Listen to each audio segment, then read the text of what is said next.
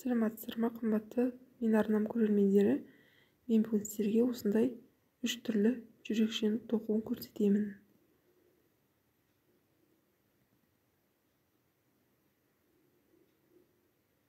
Жіпті қолымызға аламыз, бір рет орап,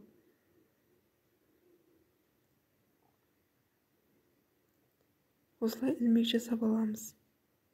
Және осы ілмектен тағы да 3 ілмек жасайтын боламыз.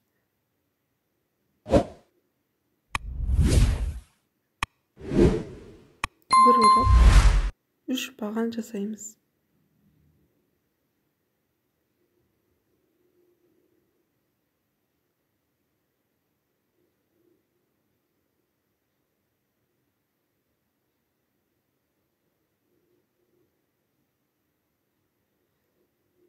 Және орамсыз тағы да 3 баған жасайтын боламыз.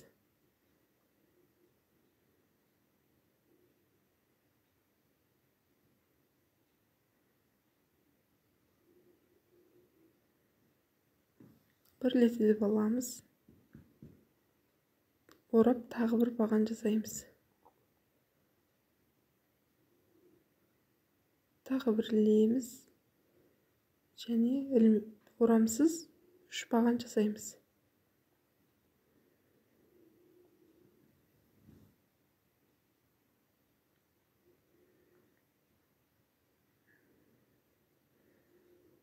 Орап тағы да 3 баған жасаймыз.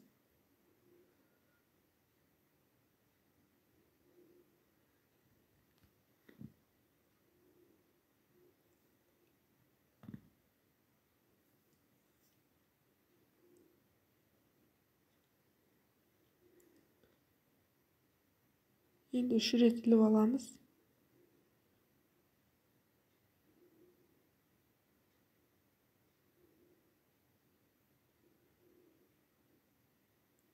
Енді жібіміздің ұшын бекітеміз.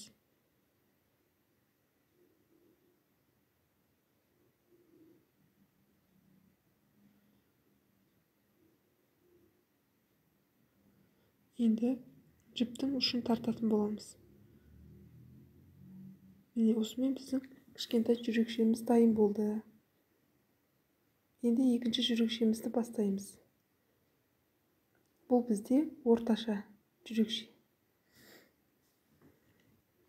Тағы да бұрынғыдай іліп аламыз. 3 ілмек жасаймыз. Енді 2 орам жасайтын боламыз.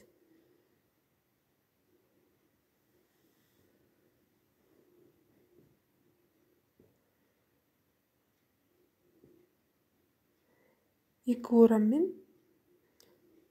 3 баған жасаймыз.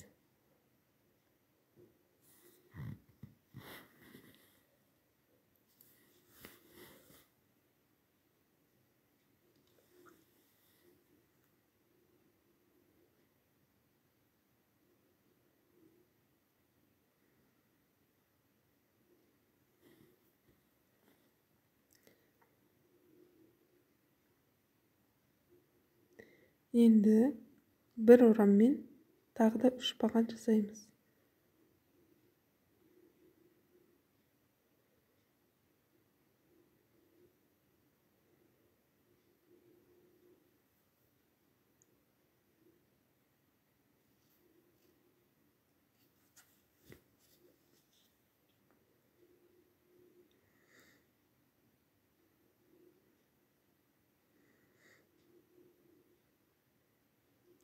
Іліп аламыз.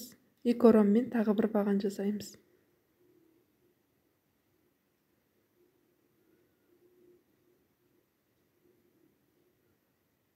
Тағы бір ілмек жасаймыз. Және де бір ораммен тағы да 3 баған жасайтын боламыз.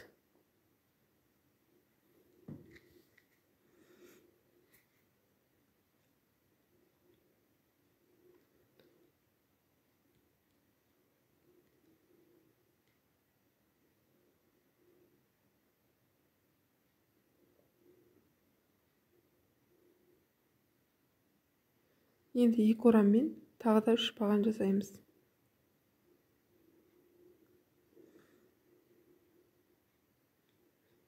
бұл өте оңай.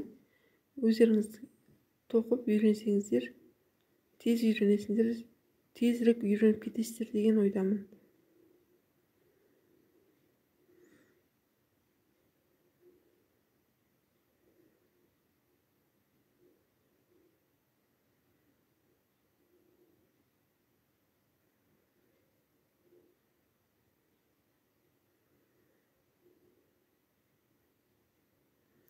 Үш ілмек аламыз, және де жүрекшеміздің жібіміздің ұшын бекітеміз.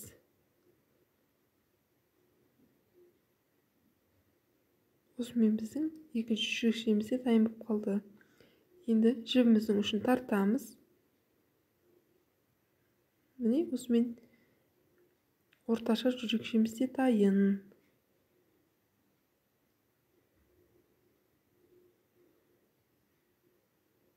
Енді үлкенін жасайтын боламыз.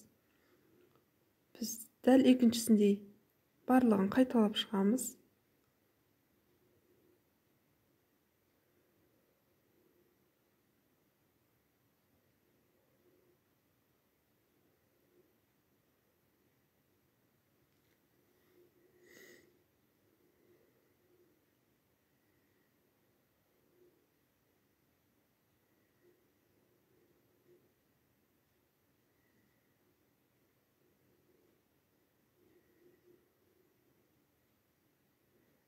Дәл екіншісіне қайталап алдық.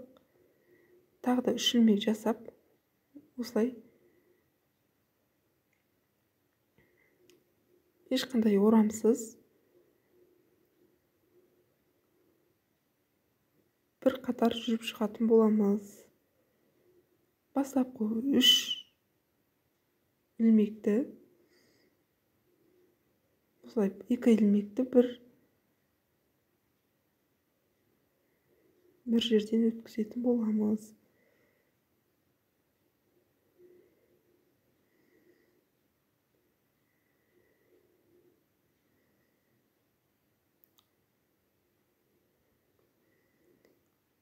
Енді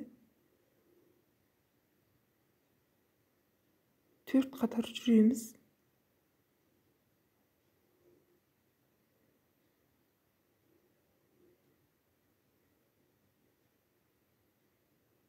Бірлетіліп аламыз.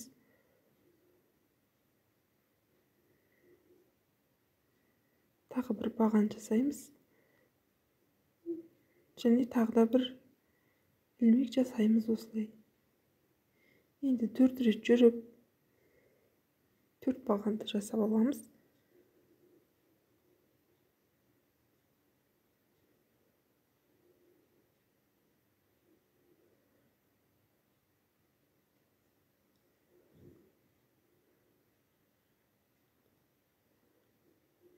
Бір ілмектен 2 бағанды өткізіп, тағы да 3 рет жүреміз.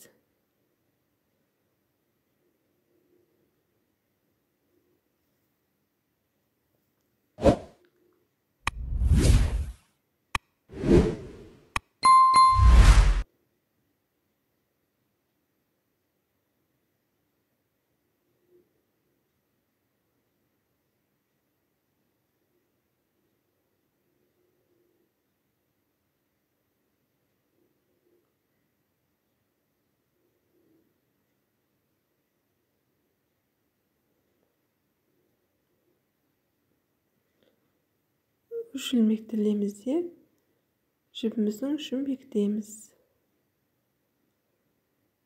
Осымен біздің үлкен жүрекшеміз де дайын. Бәрі түсінікті деген ойдамын. Назарларыңызға рахмет.